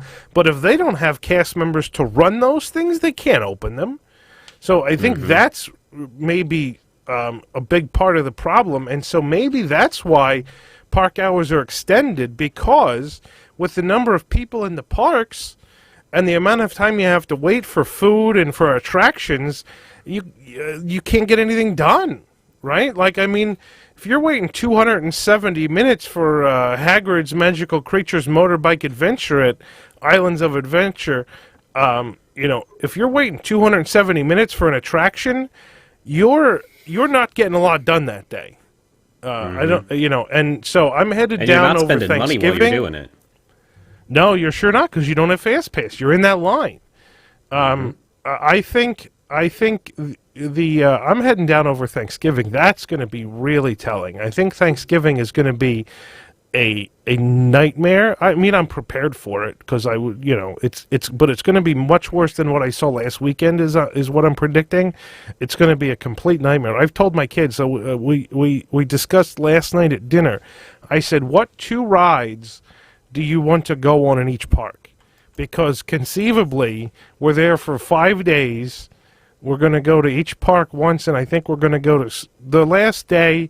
Right now we have Studios as the park pass, but that could change. I put Studios in case we didn't get a Rise boarding pass the first day we're at Studios. But it's kind of, I asked the kids, I said, what 2 rides do you want to go to at each park? Because I don't know that we're going to get on more than 4 rides in a day. I really don't. And so, that's where this is. And they just, they just essentially terminated all these people. They were on furlough, and they just terminated them. So now it's going to be even harder to get them back. And it's not. I mean, my understanding is they could activate them fairly quickly. They're still technically in the system. Oh, I think they can. Well, they're still in the system, but they're also pretty pissed off at this point. And how many of them are at least looking for other jobs? I mean, I couldn't blame them at all if they don't want to go back. If they've got another job lined up already, there's no way they're going back now after being treated like that. Yeah, I mean, mine was about 7 or 8 months when I had mine because I got let go. I don't know when exactly I was let go because they didn't tell me till I showed up one day trying to get in. And luckily, Universal was still hiring, so I went right down the street, but that's not the case now. No. So they told me, and I was like, I went over to casting, like, hey, is there anything available at all? And they're like, well, we can't give you anything available at all. You're on recall, but you are going to be, we'll let you, if you want to be active. Now they might have a different system because it's, the tech's 20 years newer. They might not have to do it this way. It was basically like, just tell us you want to be on the list. And I'm like, and so they called me, but I had, got a job. I had managed to get my more professional job at that point, because it was right after I graduated. So it was February, and I think it was sometime around October when they called me back. So they did come, but it was just too late, and I was just like, no, and I wonder if that's going to happen to them. And at what point? The other question is, I mean, if they start the CP program back up massively before hiring a lot of these people back, that's really going to be the part that really angers. Because I understand people are going to be mad. I understand there's a practical reason you had to do this. Maybe you didn't do it the best way. That's up for debate. You are blaming it on California. That's up for debate, all that. But if the CP program doesn't kick in, at least you'd start offering some people their jobs back. And a lot of these people were part-time, and they were to fill in those extra hours. So is there more overtime for the union workers? Is that kind of negotiation? We'll let you fire the part-time people if you give our full-time people more, overtime to fill in. That could have been we don't know. Yeah. To fill in for those extra hours, so. It's a mess, and I think Disney's been very short-sighted in terminating these people, and they need them back. They should have absolutely opened Casey's Corner before they fired 28,000 people. And Casey's Corner is not the only place that they need to open. So there are 3 quick service restaurants in the kingdom you could just open in a day, and how much capacity would that because Tortuga's it's bigger than Casey, but Tomorrowland Terrace is huge. Yeah, it's a nightmare. It's all a nightmare, and I think they're doing a lot of things wrong, and they seem to be doing a lot of things wrong and keep doing a lot of things wrong. So, all right, let's move to Mickey and the Magical Map and Frozen Live at the Hyperion in Disneyland. So Disneyland is obviously not open yet, but we talked about craziness in California in the title. No, I'm not talking about Disneyland opening because that gets into politics and people go crazy in the chat. So I'm not even talking about that. The craziness in California that I wanted to talk about was people putting crickets in their ice cream. But because people in the chat want us to talk about Mickey and the Magical Map first, we're going to do that first. Mickey and the Magical Map is a show that took place in Fantasyland Theater at Disneyland, and Frozen Live at the Hyperion is a show that obviously took place at the Hyperion Theater in Disney California Adventure. Disneyland just announced that both of those shows, I guess they just terminated all of the cast members. Neither one of those two shows are coming back. I never actually saw Mickey and the Magical Map because it wasn't. I don't remember if it was even around when I was there last. But certainly saw Frozen several times. Frozen Live at the Hyperion is in my book one of the best live stage shows at any Disney park. I thought it was amazing. I took my kids and wife, and they didn't like it quite as much as me, but I thought it was amazing. I thought it was very well done. It's a great show, great technique. I mean, it's a Broadway quality show. Really, in a theme park. And it was a hassle to get into. We did the dinner package at Carthay, so it was expensive. But Frozen was a great show. It had massive crowds every time. I think they usually did like 3 shows a day, and they had massive crowds. Like, the theater was packed every day. Now, I could totally see why it would be difficult to reopen that now, because you'd have to socially distance the theater. And even though the theater's huge, it's an expensive show to run, right? Because of the cast, because of the entertainment cast, but also then all of the staffing and to run the show and the sound and the lights and everything. And we so also don't know what restrictions the state of California would put on the cast in terms of distancing them. Like, that might be something that they've heard in the internal talks, that California will not relent, that cast needs to be either masked or 6 feet apart if they're going to be in a show or something along those lines, regardless of testing. And if that's something that Disney's like, we can't put masks on these people and we're not going to compromise show integrity like that, then this could just be a non-starter, and they're letting people go in advance because they know it. I get it. Which I think is silly. I think they should just put masks on characters and call it a day, but that's just me. I mean, regardless, though, I think for Disney to come out and say, these shows aren't coming back, that's, again, a short-sighted thing. Whether or not they could run it efficiently, or whether or not they could run it cost effectively, is a different question. And certainly I would expect that when the parks had opened, those shows might not have opened with the parks. But to come out and say we're not bringing these shows back before they even tried is kind of that's, to me, short-sighted. I mean, all these people were furloughed. They could stay furloughed, right? Like, it doesn't, obviously they're out of a job one way or the other. Well, I mean, there's different union rules out there, so it might be something to do with that. But Magical Map doesn't surprise me. The show was semi-seasonal. When I was there last year, it was only running certain days of the week. I didn't get a chance to see it. And it's a 5-year-old show that wasn't the most popular. It's never been the most popular. It was okayly received, I think, right? I mean... I don't think it was a bad show. The original song was great. I don't know of anything in the Fantasyland Theater that packs them in, though. That's kind of way in the back, and people don't necessarily go there a lot. Like the show before Mickey and the Magical Map I saw, and it wasn't very crowded, and it wasn't a big deal. So to me, Fantasyland Theater is kind of like a perfect expansion pad for the park, because nothing has really drawn people to that theater.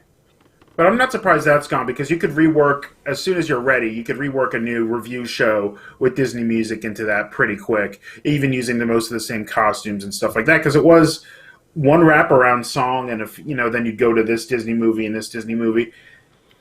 And they've had a few more since then, so now you will remove these and add Moana and whatever. So that's fine. I'm a little surprised by Frozen and a little not, because Frozen was one of the first shows Broadway said, we're not bringing back. It's over. It's done. Yeah. We're done. And it wasn't that great on Broadway. It wasn't bad. It wasn't my favorite Broadway show. It wasn't my favorite Disney show. It's not the worst show I've ever seen by far out of Broadway quality, but they're going to tour that, I'm sure, whenever things can do again. But I wonder if they I didn't want that. Want that space for something new? Was it going to be part of that Avengers expansion and we just didn't know? Or are they going to say, hey, now we could kind of do a Avengers stunt show in that or something and take it over that way? That theater is a very expensive theater. I couldn't see them just tearing it down. That's an incredibly expensive theater. They could put another show in it, sure. If it's an Avengers show or something, like they could. But the theater's going to stay. I don't think there's any way possible they're going to demolish that theater.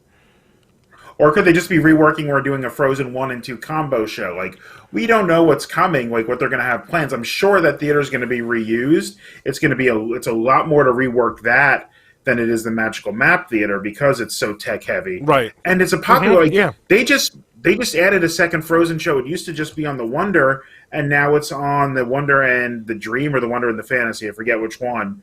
It's the only of the non jukebox shows that they've replicated to multiple ships. And it's a very similar show. I did not see the Frozen one last time. Laurel happened to go when I was doing something else, and I wasn't going to go by myself. But Laurel has seen that, the cruise line, and the Broadway, and she's like, it fits just in with the cruise line. It's not the Broadway show. No, I mean, it might be Broadway quality, but it's half the length, and it's cut, and it's more, half the length, yeah. And there's theme park elements to it. They're very well presented. Like, I think Aladdin in that theater was better than Aladdin on Broadway because it was custom built to do things. Right, and see, I never saw Aladdin in that theater, but I saw Aladdin on Broadway, and it wasn't on Broadway, it was in California, but I liked it. I saw the Aladdin musical, and I liked it. It wasn't the best thing ever, but I liked it. So if people are saying that Aladdin in that theater was better than Broadway, I wish I'd seen it. I just never had a chance. Genie, Genie was so good. I'm sure there will be something done there. I think they're going to use this time to retool it in the back, like at least getting something ready. And I think it's probably Hyperion's going to get melded into the Marvel Land because it's right next to, Guardian's Tower over there. So I think it's just going to get sucked in. And I think that they see that as probably better than a cartoon that's popularity peaked. It was huge, but it is starting to wane a significant amount. I don't disagree. And as much as I liked it, I don't know that I'd go back a third time, next time I go to California. So I don't disagree. A lot of people hate Frozen, so. The thing that kills me about this is that they announced that these shows weren't coming back without in the same breath saying a new show will be there eventually. Like, I understand that we, like, being insiders, know that they're going to put something in these locations. Like, they're not going to just let them sit dormant forever. But I think that Disney should have come out and said, maybe not, like, exactly what it's going to be, just that there is something coming. And the fact that they haven't, I think that's just bad PR more than anything. I don't think it's actually a sign of anything. So. It's just it's a poor play by them. Yep, for sure. I'd agree. I don't think we would have heard about it if the layoff numbers weren't like the big news. I think it would have just been like closed off. And I think the only reason we heard the shows are closing is because the staff was laid off. Like, and they don't know what's going in there. Sort of like when we heard all of the minivan staff was laid off, but they didn't actually come out and say the minivans are gone forever. Yeah. They didn't want some damn website to break the news that the shows are gone forever, so they did. I mean, That's very, very possible. Yeah. What was it? What was it that we talked about this 2 weeks ago? I'm just drawing a blank now, where they came out with a statement that said, we're working on something great to put in its place. Like Walt said, the parks are always changing or something. Yada yada yada. What was it? Oh, that was the G Flow Orchestra, wasn't it? Yeah. Yes. Mm-hmm. Right, exactly. So, yeah. I mean, there's an that's right. There was an instance where essentially the cast members posted on Facebook that it was going away, and people started going crazy, and Disney was forced to make a statement. So, yeah, I guess saying the shows are not coming back is essentially preempting the cast members from saying they were terminated and the show's not coming back. So that's something we've caught flack for on Twitter. Go ahead, Red. No, I was just gonna say. I mean, I was just like, we're near the edits, but I want to hear, like you were saying something about eating crickets. I missed this story. Oh yeah, Salt and Straw at Salt and Straw at Downtown Disney has this Halloween ghoulie ice cream that has crickets and mealworms in it, I think. Well, I mean, that's not that, like, Cava used to have a scorpion shot that had a scorpion in the thing. I know because Nick tried to make me drink it a couple years ago when we were doing our Drinking Around the World. Oh, yeah, they didn't have it. They didn't do it anymore, but they did have one of the margaritas on the outside stand had crushed ants as the rim. Oh, jeez. That he did make us drink. So that stuff does exist in Florida too. Yeah, I mean, that's for something like La Cava, which having insects in your tequila bottle is something that goes back a long time. I mean, that's nothing new. Yeah. And to have it at La Cava is kind of maybe not out of the ordinary, but to have it as an all mainstream ice cream place in downtown Disney having this, I mean, that just makes, I think, the rest of America think that Californians are really, really weird, more so than they already are. That's just my perspective. But congratulations, you ruined pizza. Well, I mean, yeah, right? was it this week? California Pizza Kitchen put themselves up for auction and didn't get any bidders. Oof. Well, yeah, and I mean, Ruby Tuesday just declared bankruptcy too, but so their main draw is a salad bar. That's yeah. It's a good salad bar, right? There is like one. 8 minutes. So, I don't know the last stories. Yeah.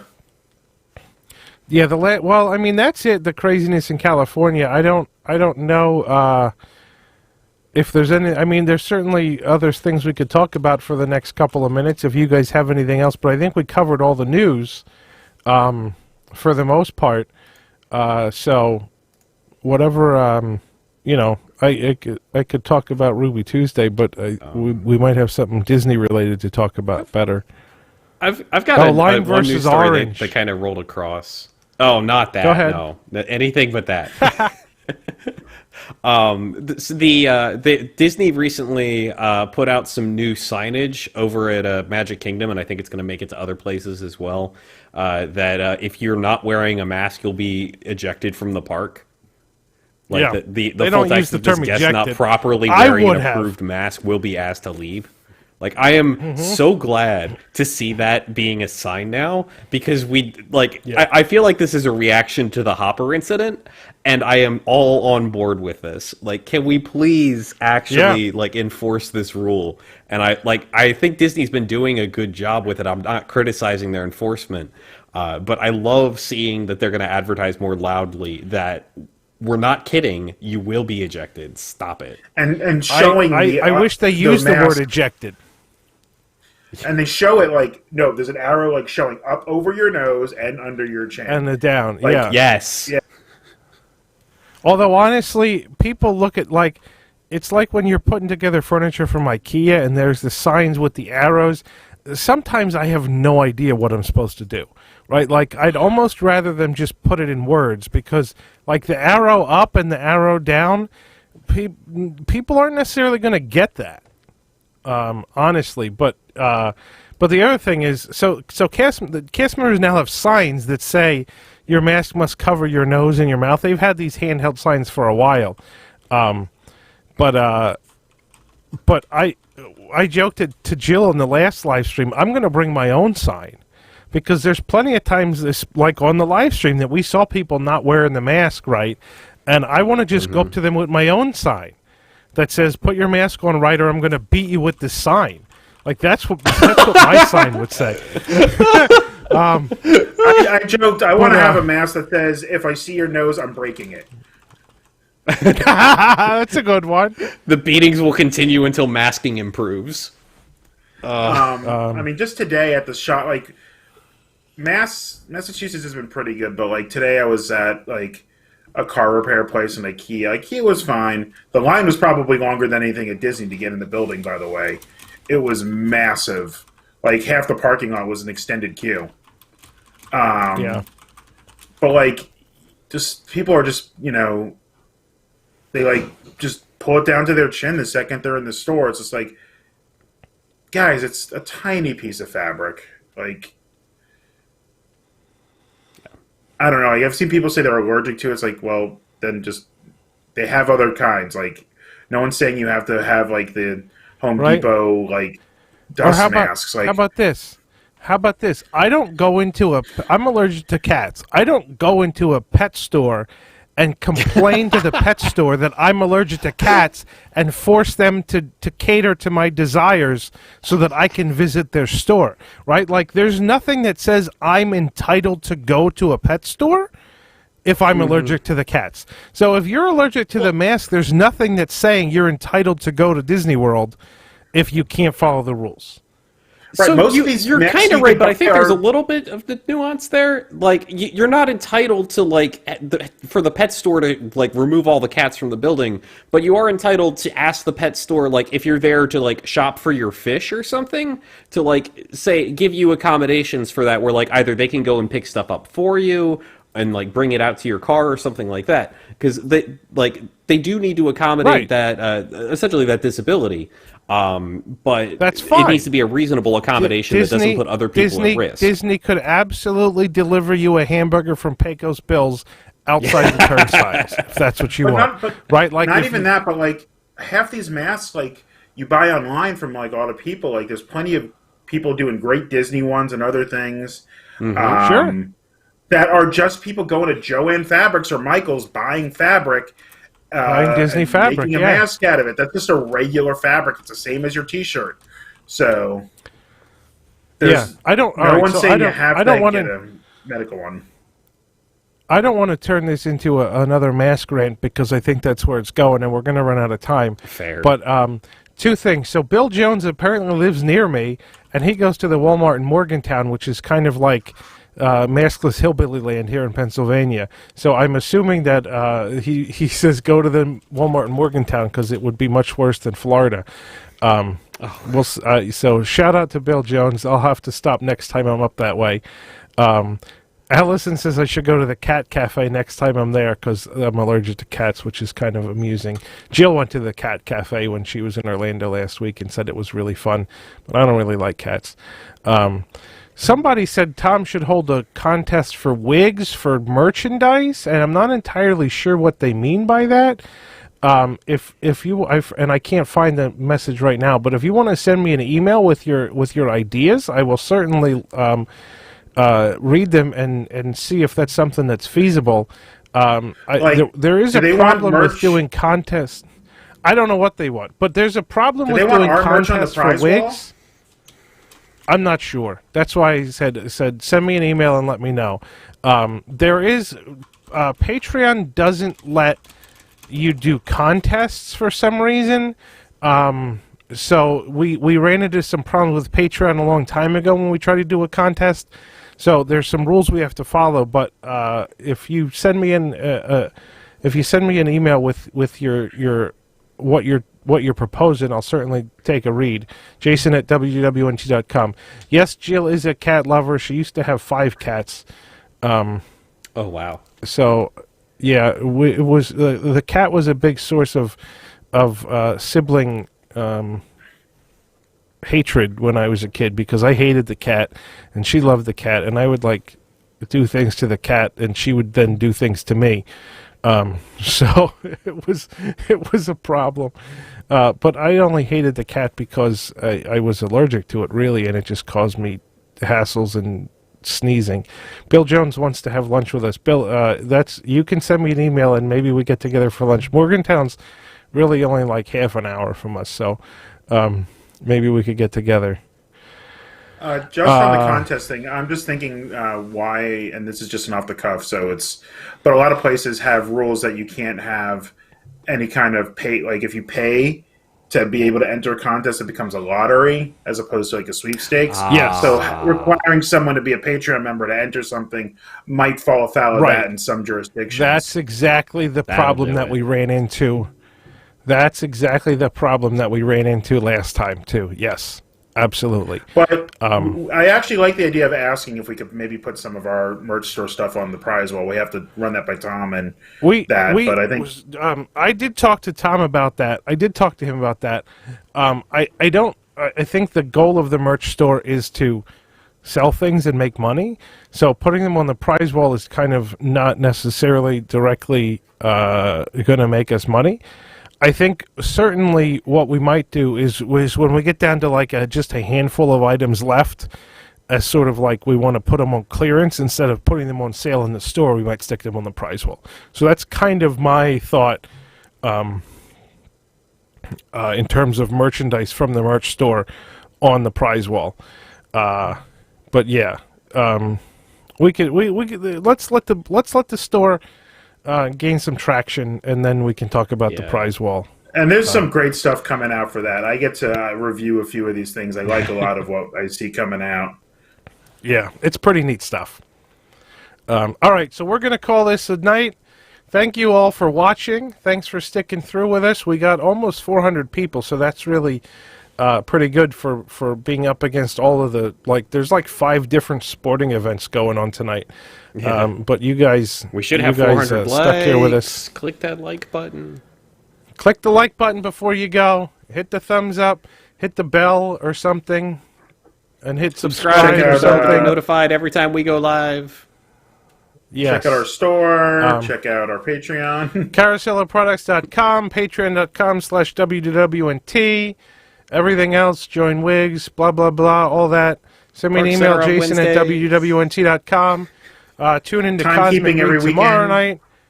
Park Center on Wednesday night. Timekeeping every weekend. All that jazz. Thanks, everybody, for watching. Thanks to Ron and Ben for being on tonight. And we'll see you all next week. Have a great night. And take care. Good night, everybody. Bye. Bye.